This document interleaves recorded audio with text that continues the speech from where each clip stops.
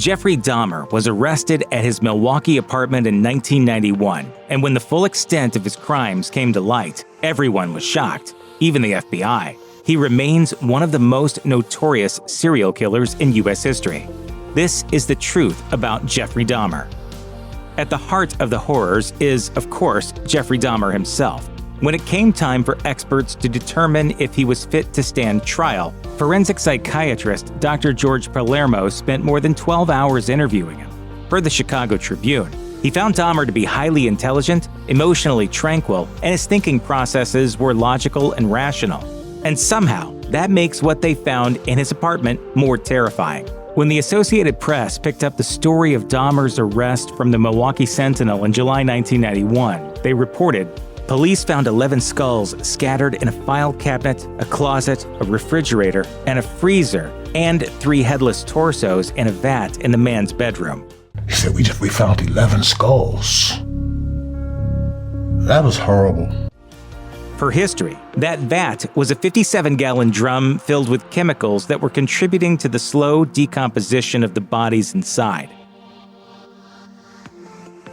There were 3 heads in the refrigerator, as well as evidence some of the victims had been cannibalized.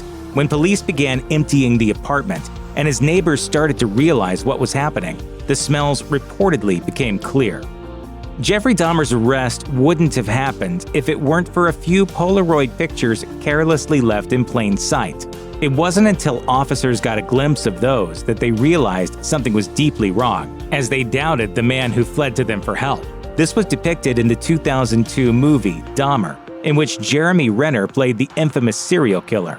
As reported by Time, Jeffrey Dahmer spent 10 months in prison for fondling a 13-year-old boy in 1988 and offering him $50 to pose nude for pictures. After 10 months in jail, he regularly met with his probation officer, who in turn never checked Dahmer's home. That freedom, history says, coincided with the first of Dahmer's victims, who had vanished in March 1989. Just 2 months after that disappearance, Dahmer was before a judge, promising his child-molesting ways were behind him. Fast forward to July 22, 1992. That's when Tracy Edwards escaped from Dahmer's apartment. He later testified per the Los Angeles Times. "He put his head on my chest, was listening to my heart, and said he was going to eat my heart." After watching The Exorcist 3, Edwards was able to hit and flee from a distracted Dahmer. So as I was walking past the guy, I hit him right. Heading out into the city, Edwards found a police car and told officers what had happened, and showed them the handcuffs still around his wrist. When he took the doubting officers back to the apartment, Dahmer originally tried to explain the incident away as a domestic dispute, but that's when officers spotted the pictures. Dahmer was arrested without incident. No one had a clue as to what was happening for over a decade. A 2005 study published in the Journal of Police and Criminal Psychology found childhood abuse, including physical, sexual, and psychological abuse, was present in the history of a high percentage of people who grew up to become serial killers. When it comes to Jeffrey Dahmer, his case is a little unique in that his father wrote a book about raising his son and the problems he saw from a young age. In interviews his parents gave after his arrest, they described Dahmer as a toddler, saying he was a happy young boy who loved animals and nature. But things started changing when Dahmer was just 4 years old and had surgery to repair a double hernia. Afterwards, he became convinced his genitals had been removed. His father has suggested that was connected to his later habit of castrating his victims.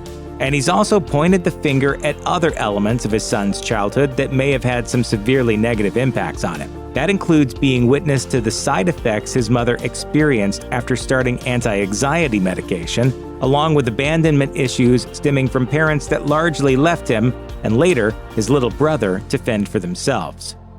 Research done by Regis University suggests Jeffrey Dahmer's fascination with death started at about the same time as his hernia surgery, and an incident recounted by his father.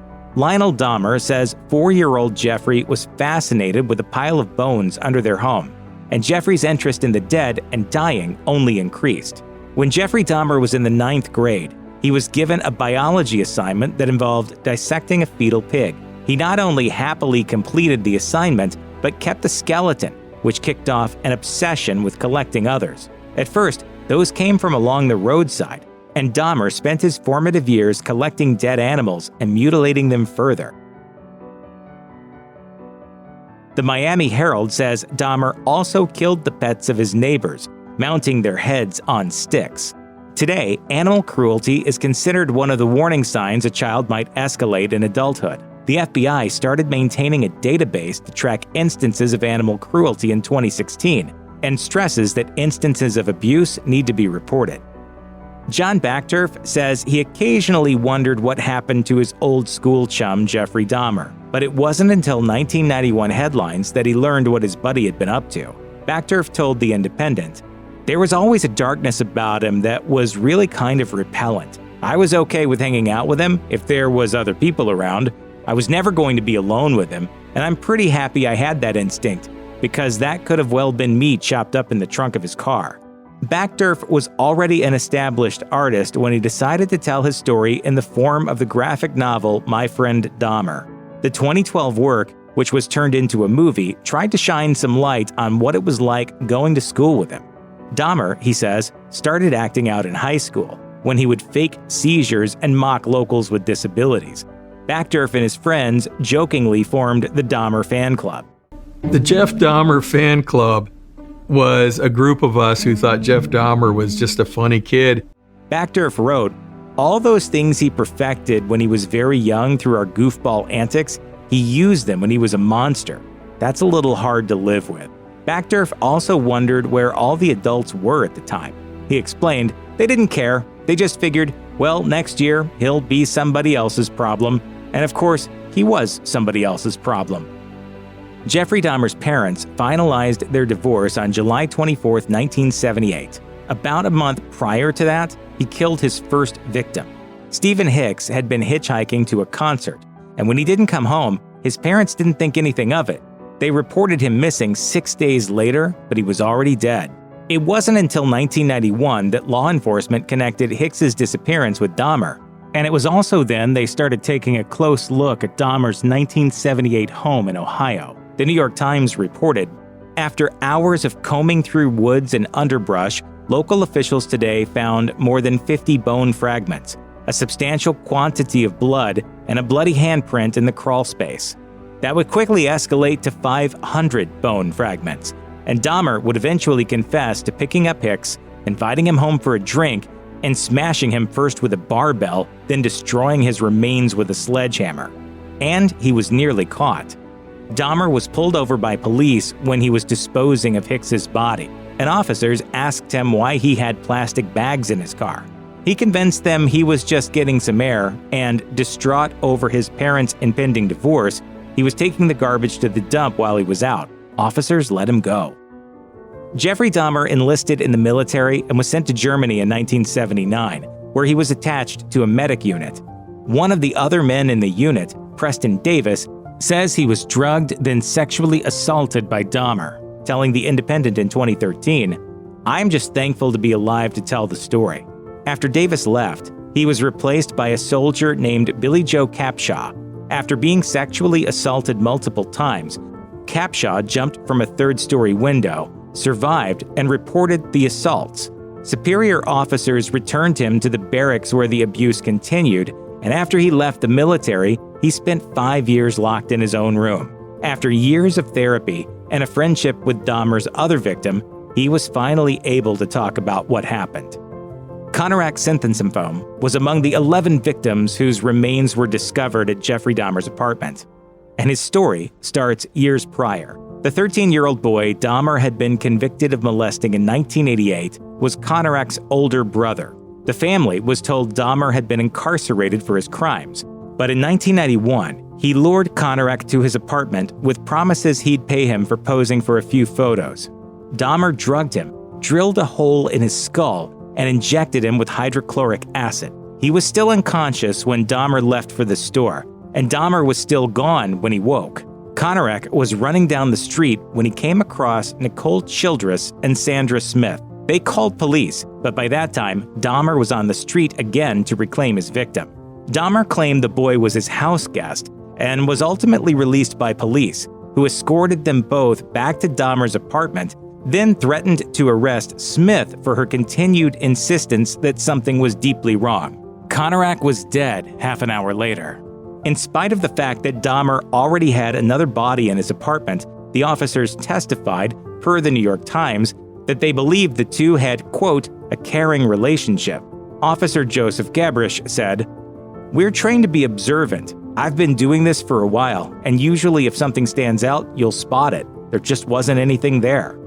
Jeffrey Dahmer's parents have spoken out about their son, and his father, Lionel, even wrote a book, A Father's Story, in an attempt to make sense out of what had happened. Discussing the book, Oxygen reported, "The dad often blamed himself for Jeffrey's severe flaws. Lionel said he was negligent and probably didn't give enough to Jeffrey emotionally." Jeffrey's mother, Joyce Flint, told the Seattle Times in 1993, "I wake up every morning and for a split second, I don't know I'm Jeffrey Dahmer's mother, and then it all floods in." She later told Hard Copy, "I still love my son. I've never stopped loving my son." Flint died of breast cancer in 2000, having spent much of her life working as a case manager for the Central Valley AIDS team. She also founded an HIV community center called The Living Room. After Jeffrey Dahmer's confession and conviction came jail, and while he was there, he started receiving a ton of fan mail.